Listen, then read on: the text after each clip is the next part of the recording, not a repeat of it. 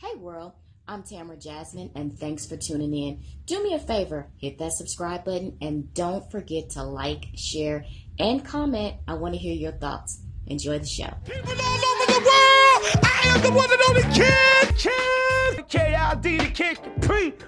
Hey, I'm Tamara Jasmine with jasminesoiree and I'm excited. I am sitting here with the legendary Kid Capri. What's up? How you doing? How you doing? Listen, we're happy to have you. Thank you. How did you feel about tonight?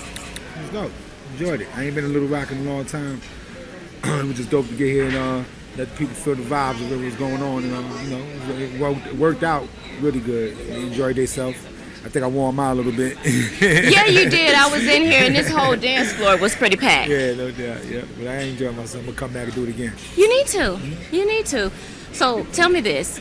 You've been DJing since 8 years old. What was your inspiration? How did you know that this was what you wanted to do?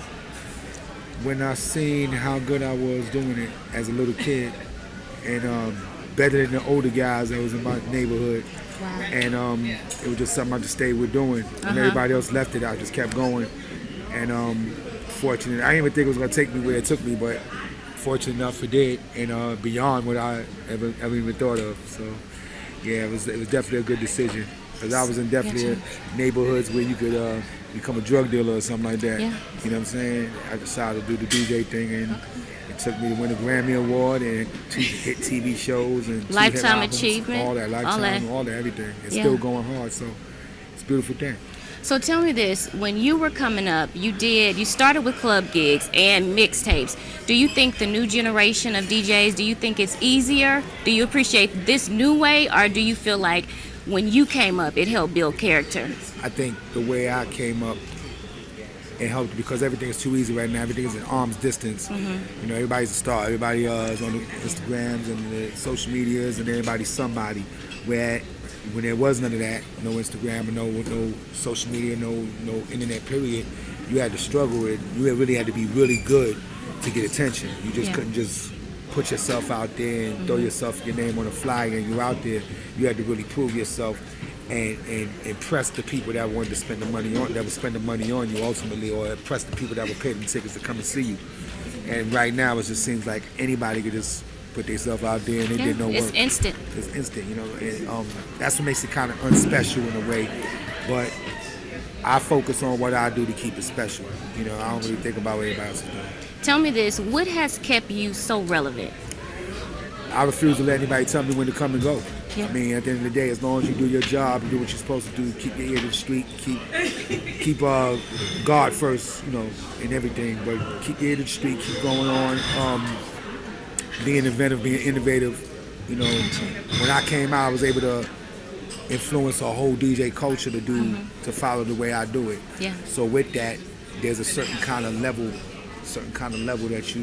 that I look to be at. And the good thing about it, no matter what level I get to, I stay grounded, remembering when I was 8 years old, trying to do what I was doing back then, you know what I'm saying, all the way up until the time I was able to get noticed. So that right there always keeps me focused, and that's what keeps me relevant, because I stay focused on what I've done. I never change what I do. You know, I change it in a way where it stays relevant, but I basically keep the same formula, and that's what people want to see. You know, and you know, it's one thing when people come to see you because you do something, when there's another thing when they buy into you because they like you for you. Right. You know, when they like you for you, you can stop DJing or stop performing and you can put a t-shirt out and they'll buy it because they bought into you. You know, and that's the difference between being here and being gone, you know. Yeah.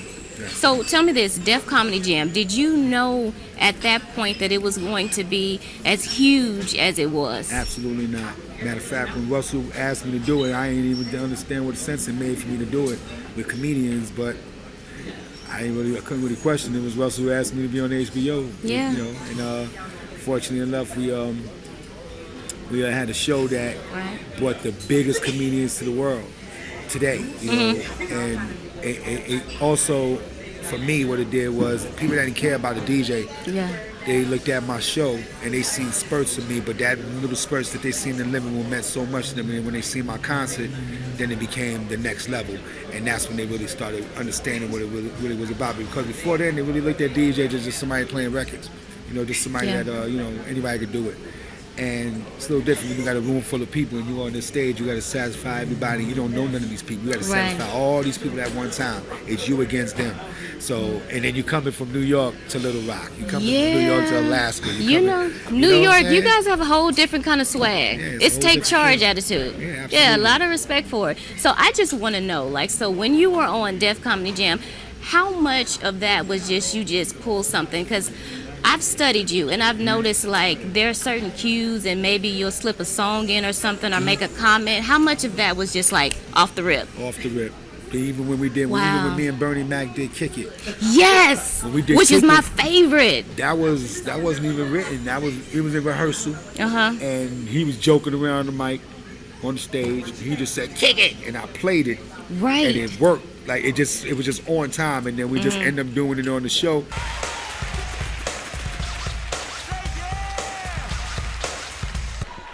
I ain't scared of you motherfuckers.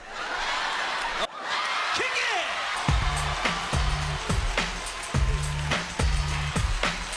And that was one of the main things that people wanted to see us doing the concert. When we were doing the concert in the city, they wanted to see that Kick It, and it was nothing that we even made up. It was just something that happened right there and spontaneous. And that's what usually be the things that work, the spontaneous things. Wow, the stuff that don't look scripted. Yeah. So tell me this. If there is a history book on hip-hop, you know your name is going to go in it. So how do you feel knowing that you have worked with like Big L, Boogie Down Productions, Jam Master Jay, Madonna, like, and some of these people have gone on, like, how do you feel about those experiences? I mean, it's a beautiful feeling, but I done worked with so many people, you know, everybody, everybody from sports to music to behind the scenes. I read about the Grammy party. Yeah, huh? The Grammy party you did. Oh yeah, the Grammy party, the Oscar party for Jay-Z. You know, I was the first one to do a party with Martha Stewart before she started getting into hip-hop music. Right. I did a party at Donald Trump's house. Like, it's so many things I've done, you know, that I forgot about. And but it keeps coming around, and I continue to do it. But the feeling of knowing that I was able to do these things, and coming from Kingsbridge Terrace in the Bronx with 2 turntables, not thinking that any didn't see far with it. All I seen was doing something in the neighborhood, you know, hooking up equipment to street lights, playing in the rain just so people could hear us. And then when I got a chance to do the mixtape thing and brought those out, that's when the whole change in the guard happened. That's when I started. That's when it started picking up into something different. And you know, but I didn't think it was going to go the way it did. I mean, I knew how to handle blew. It blew up really big. Yeah, so you know that you're looked at as one of the most successful DJs in the world.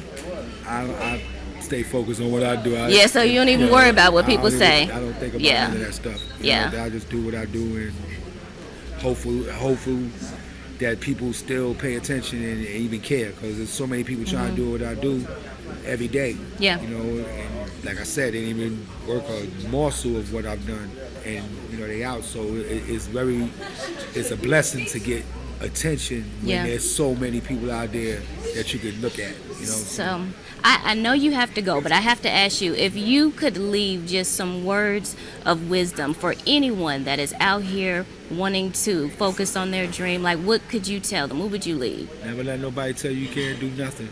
Do whatever you want to do. Don't let nobody tell you when to come and go. Don't let nobody tell you how to look. Don't let nobody tell you that you're too old for this or too young for that. You know, you do what you want to do.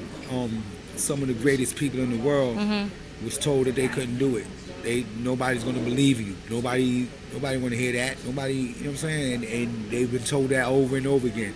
I've had radio station close their door in my face. You're not what we're looking for. Next thing you know, I got the biggest show on that same radio station a couple of years later. I had the Apollo. On the Apollo, when I was going to the Apollo back door, they used to close the door on my face. I couldn't get in the Apollo. Next thing you know, my first single from my first album was called The Apollo, and I started hosting the Apollo and made a video about the Apollo, and I had a whole history about the Apollo. You know, like, things change. That's why you never look down on nobody. You always remember that person could have been you, and that person can be you. The person that you turning your face up to and turning your back on, they don't forget that right there is a motivation for that person to do good. So when you do that to them, all you doing is just building they're boosting them to do something in a way that's going to just throw it back in your face instead of making it better for them and giving them advice and showing them what to do. That's what people want. Right. You know, and so I'm just fortunate with everything, man. I'm just fortunate. Definitely blessed. Can you share with us some upcoming projects that you're working on? Got a lot of stuff coming up. Got the Top Tier album coming up. My Okay. Sirius XM show is doing really, really good on Channel 47. The Kid Capri's Block Party, that's really, really doing really good. Okay.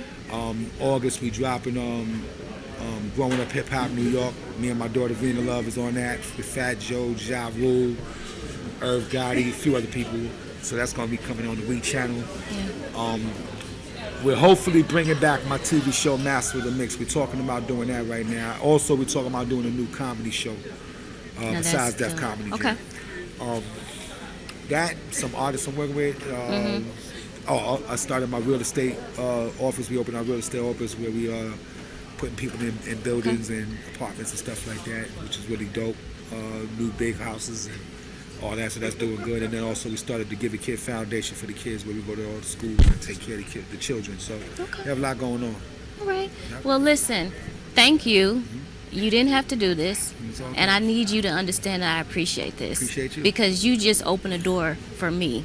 Is that right? Yes, you did. Okay. So, sir, Thank it was you. a pleasure. got Thank it. you so much. Appreciate Come you. back and see us. All right. All right. Hey, Kid Capri, y'all. All day.